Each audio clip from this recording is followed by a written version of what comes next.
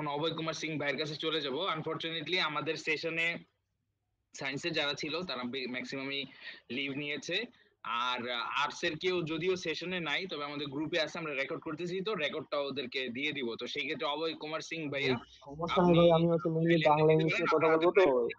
প্রায় 10-12 মিনিটের মতো টাইম আছে। আমাদের সমস্যা, আমার 10-12 মিনিটে হয়ে যাবে। মানে আমি মেনলি হচ্ছে কথা বলবো বাংলা ইংলিশ মিলে, ঠিক আছে? মানে এখানে বাংলা ইংলিশ তো মেনলি সায়েন্স আর্টস কমার্স সকলের দরকার, তো ওদের থাকা যদি উচিত ছিল আর কি, যদি এখন চলে গেছে, এখন কোনো কিছু করার নাই। তো মেনলি হচ্ছে আমাদের প্রথমত খেয়াল রাখতে হবে যে আমাদের যেহেতু সাবজেক্ট হচ্ছে সাতটার মধ্যে আমাদের প্রথমে টার্গেট রাখতে হবে যে আমরা কিভাবে প্লাসটা ধরে রাখতে পারবো। এখন সাতটা বিষয়ের মধ্যে আমরা যদি চারটাতে এ প্লাস পাই আর তিনটাতে এ পাই, তাহলে কিন্তু আমাদের অটোমেটিকলি প্লাসটা চলে আসতেছে। এখন পরীক্ষার পরে অ্যাডমিশনের সময় আমাদের কিন্তু প্লাসটা অনেক দেরি করে। প্রথমে আমি বাংলা নিয়ে বলবো। বাংলাতে মেনলি তেমন বলার কিছু নাই, কারণ যেহেতু শর্ট সিলেবাস। সাতটা গদ্য থেকে সাতটা থাকবে, সাতটার মধ্যে আমাদের চারটা আসবে। আর পদ্য থেকে সাতটা, কবিতার মধ্যে তিনটা প্রশ্ন আসবে আর কি। তো মেনলি হচ্ছে আমি প্রথমে বাংলা প্রথম গদ্য গল্প নিয়ে বলি। গদ্যের মধ্যে আছে অপরিচিতা, বিলাসী, আমার পথ, মানব কল্যাণ, মাসি পিসি, 52 দিনগুলো, রেইনকোট। এগুলোর মধ্যে সবচেয়ে বেশি ইম্পর্টেন্ট হচ্ছে যে অপরিচিতা থেকে একটা প্রশ্ন আসবে, মাস্ট বি। আমার পথ থেকে আসবে একটা, আর 52 দিনগুলো রেইনকোট থেকে আসবে একটা, আর বাকি বাদ মিলে একটা আসবে। তো আমাদের যেহেতু চারটা মধ্যে যে কোনো দুইটা আবার তিনটা অ্যান্সার করলে হয়ে যাবে। তো আমাদের উচিত যেগুলো আমরা পারি, যেগুলো আমাদের কাছে সহজ মনে হয়, ওগুলো আমরা বেশি ফোকাস করবো। তারপর কবিতার ক্ষেত্রে যেমন আছে সোনার তরী, বিদ্রোহী, প্রতিদান, তাহারে পড়ে মনে, ফেব্রুয়ারি 1969, 18 বছর বয়স, আর আমি তিন বন্ধুদের কথা বলছি। তো কবিতার মধ্যে বেসিক্যালি প্রশ্ন আসবে সোনার তরী থেকে একটা তো আসবে, মাসবি বিদ্রোহী থেকে আসবে, আর প্রতিদান, তাহারে পড়ে মনে, আমি কিংবদন্তির কথা বলছি, এখান থেকে একটা আসবে, আর যে ফেব্রুয়ারি 1969 বা 18 বছর বয়স, এই দুটো থেকে একটা আসবে। আর এখন যদি আমরা বাংলা দ্বিতীয়তে যাই, বাংলা দ্বিতীয় বেসিক্যালি তেমন কোনো সমস্যা নেই, কারণ যদি শর্ট সিলেবাস করছে, আমাদের সময় যদি একটু কঠিন ছিল। যেমন বাংলা দ্বিতীয়তে আছে, এক নম্বর যদি আমরা যে যেমন বাংলা উচ্চারণের নিয়ম আসে, অথবা কি আসে যে 5টি উচ্চারণ লিখতে হবে। বেসিক্যালি আমরা যদি মানে কম সময়ের মধ্যে শেষ করতে চাই, তাহলে আমাদের 5টা উচ্চারণ লিখতে মিনিমাম 5 মিনিট লাগবে। 5 মিনিটের মধ্যে কিন্তু আমাদের 5 ভাগ অ্যান্সার হয়ে যাচ্ছে। আবার 2 নম্বরে আছে বাংলা বানানের নিয়ম, অথবা 5টা বানান শুদ্ধ করতে হবে, এটা সেম। তারপরে 3 নম্বরে আছে 3 নম্বরে কি আছে যে ক্রিয়াপদের শ্রেণীবিভাগ করতে হবে, অথবা আমাদের ব্যাকরণিক শ্রেণীবিভাগ নির্বাচন করতে হবে। আর 4 নম্বরে আছে এই যে সমাস বাক্য গ্রহণ করতে হবে। আমরা সমাস বেশ বাক্য অর্থ সহ লিখতে হবে, অথবা আমাদের কি করতে হবে যে উপসর্গের অর্থবাচকতা আছে, অথবা অর্থগত এমন একটা প্রশ্ন আসবে। আর 5 নম্বরে আছে কি যে অর্থ অনুসারে বাক্যের শ্রেণীবিভাগ নির্ণয় করতে হবে, অথবা 5টা কি করে থাকে যে বাক্য পরিবর্তন করতে বলে, এগুলোই। আর 6 নম্বরে আছে কি যে কোনো 5টি বাক্যের অপপ্রয়োগ আর শুদ্ধ প্রয়োগ করতে হবে, অথবা একটা অনুচ্ছেদ দেওয়া থাকবে, সেখান থেকে আমাদের কি করতে হবে যে অপপ্রয়োগটা শুদ্ধ করতে হবে। 7 নম্বরে তো অনুবাদ অথবা পারিভাষিক শব্দ আছে, এখানে তো সহজ, কোনো সমস্যা নেই পারিভাষিক শব্দতে। আর 8 নম্বরে দিনলিপি অথবা প্রতিবেদন লিখতে হবে। 9 নম্বরে মেইল অথবা আবেদনপত্র। 10 নম্বর সারাংশ বা সারমর্ম অথবা ভাব সম্প্রসারণ। 11 নম্বরে আছে সংলাপ অথবা ক্ষুদে গল্প। আর 12 নম্বরে রচনা। তো আমাদের বেসিক্যালি এখন আমি চলে যাচ্ছি ইংলিশে। তো ইংলিশে যেহেতু আমাদের মোটামুটি সমস্যা, যদি যারা আছে সায়েন্সে, তারা মেইনলি হচ্ছে বাংলা ইংলিশে একটু দুর্বল থাকে। এখানে আর্টসে একটু গুলো আগায় যায় আর কি। তো ইংলিশের মধ্যে যদি আমরা দেখি শর্ট সিলেবাসে, তো এখানে আমাদের একটা পেসেজ থাকবে প্রথমে। তো পেসেজ বলতে যেগুলো টিচাররা মেইনলি হচ্ছে গুরুত্ব দিয়ে পড়িয়েছে, ওগুলো পড়লে হবে, তেমন কোনো সমস্যা নেই। আর পেসেজ যারা ভালো মতো পড়বে, তারাই এগুলো বেসিক্যালি অ্যান্সার করতে হবে ভালো মতো। তো তোমাদের উচিত যেগুলো হচ্ছে টিচাররা দাগায় দিয়েছেন, যে সমস্ত পেসেজ গুলো ভালো মতো গুরুত্ব সহকারে পড়িয়েছেন, ওগুলো মোটামুটি করে ভালো মতো পড়বা।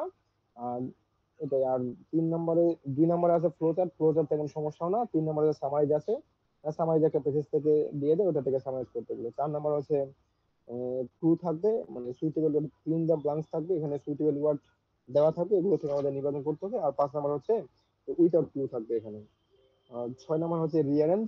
7 নম্বর হচ্ছে পাই চার্ট থাকবে। 8 নম্বর হচ্ছে কমপ্লিং দা স্টোরি থাকবে। আর 9 নম্বর লেটার। ফার্স্ট পার্ট চলে গেল, সেকেন্ড পেপার মেনলি হচ্ছে আমাদের ফোকাস দিতে হবে কি যে প্রিপোজিশন যেহেতু প্রথমে আছে, প্রিপোজিশনটা আমাদের ভালো মতো গুরুত্ব সহকারে দেখতে হবে। আগে যেগুলো বোর্ড কোশ্চেন গুলো সলভ করতে হবে মোটামুটি ভালো মতো, এগুলো থেকে আশা করি পেয়ে যাবে। যদি নিয়ম দিয়ে মুখস্থ থাকে, এগুলো আশা করি তোমরা পেয়ে যাবে।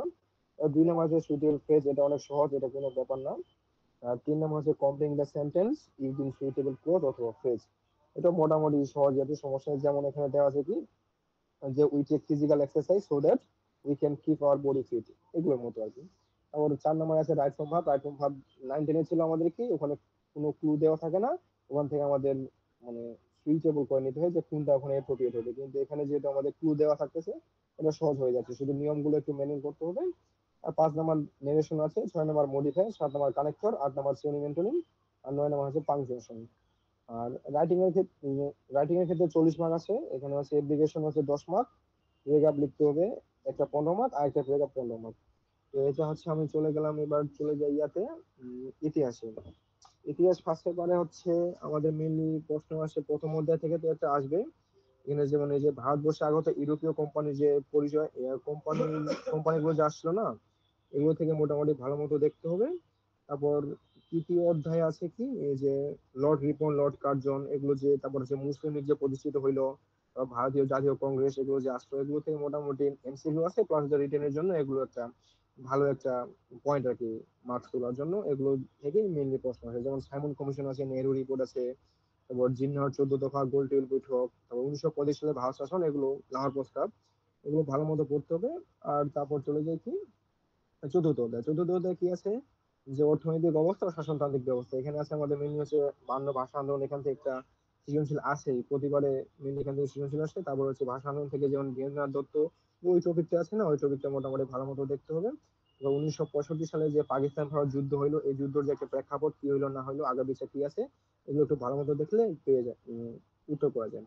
আর পঞ্চম অধ্যায় কি আছে, যে 6 দফা আছে, 6 দফার গুরুত্ব। এখানে হয়েছে 69 গণ অভ্যুত্থান, তারপর যে এই 70-এর নির্বাচন হলো, অসহযোগ আন্দোলন হলো, বঙ্গবন্ধু 7 মার্চে ভাষণ দিল, স্বাধীনতা ঘোষণা দিল, এগুলোই, তেমন এখানে কোনো সমস্যা হওয়ার কথা না। তারপর অষ্টম অধ্যায় হচ্ছে কি, মুক্তিযুদ্ধ প্রবাসী বাঙালি ও বহির্বিশ্ব। মেনলি হচ্ছে এখানে বাংলাদেশের মুক্তিযুদ্ধে যে ভারত সরকারের অবদান ছিল, তারপর সোভিয়েত ইউনিয়নের যে অবদান ছিল, তারপর মার্কিন যুক্তরাষ্ট্র, চীন যে আমাদের বিরুদ্ধে গেছিল, এটা একটু ভালো মতো দেখবা, এখান থেকে হয়ে যাবে। তারপর চলে যাই আমি ইয়া হিস্টোরি সেকেন্ড পেপারে মেইনলি সেম। এখানে হচ্ছে এই যে সামাজিক অবস্থা, কি আছে এখানে, আচ্ছা, এখানে হচ্ছে ফরাসি বিপ্লব থেকে এই যে ফরাসি বিপ্লবের ফলাফল কি হলো, প্রভাব, নেপোলিয়ন বেনাপোর্ট, ফরাসি বিপ্লব, এগুলো মেনলি দেওয়া থাকে। তারপর প্রথম বিশ্বযুদ্ধ, দ্বিতীয় বিশ্বযুদ্ধ, এগুলো মানে প্রথম বিশ্বযুদ্ধ, দ্বিতীয় বিশ্বযুদ্ধ থেকে এটা আবার একটা সৃজনশীল আসে, ওইখান থেকে আমাদের উত্তর করতে হবে। তারপর তৃতীয় অধ্যায়ে তেমন কিছু নাই, এখানে শুধু ওই যে লিগ অফ নেশনস এর গঠনের ভূমিকা, আর বিশ্ব রাজনীতির প্রেক্ষাপট, লিগ অফ নেশনস এর গুরুত্ব, এগুলো বেশি। আর চতুর্থ অধ্যায় কি আছে, বলশেবিক বিপ্লব আছে। এখানে তেমন এটা যদি skip করে, এটা কোনো সমস্যা নেই, কিন্তু পঞ্চম অধ্যায়টা, যে হিটলারের উত্থান হইলো, প্রথম বিশ্বযুদ্ধ পরবর্তী জার্মানির অবস্থা কেমন হলো, হিটলার যে ক্ষমতা নিল, এই যে মুসলিনের উত্থান হইলো, প্রথম বিশ্বযুদ্ধ পরবর্তী ইতালি যে মুসলিমের ক্ষমতা দখল, এই হিটলার আর মুসলিনী, তারপর হচ্ছে দ্বিতীয় বিশ্বযুদ্ধ।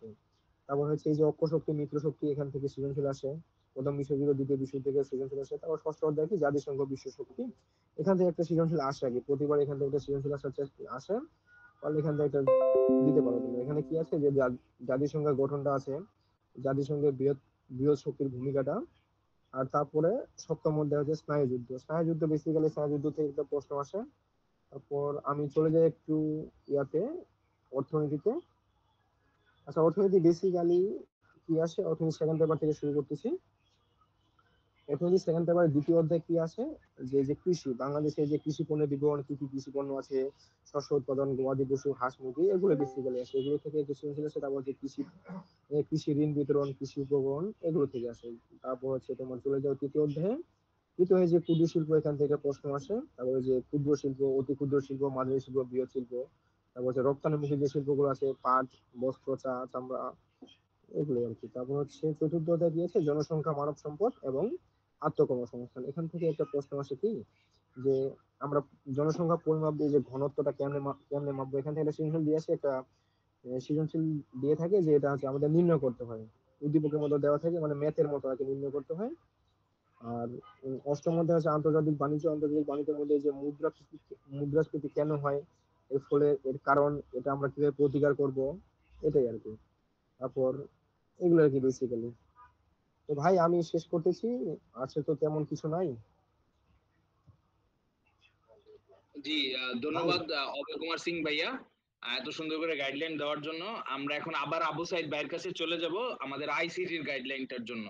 তো ভাইয়া আপনি যদি একটু শর্ট শর্ট টাইমের মধ্যে গাইডলাইনটা শেষ করতেন, যদিও আমাদের সব জি, স্টুডেন্ট চলে গেছে, আইসিটিতে তারপর রেকর্ড আছে এবং কি আমরা এটা ওদেরকে প্রদান করে দিব। জি, জি, জি, অবশ্যই।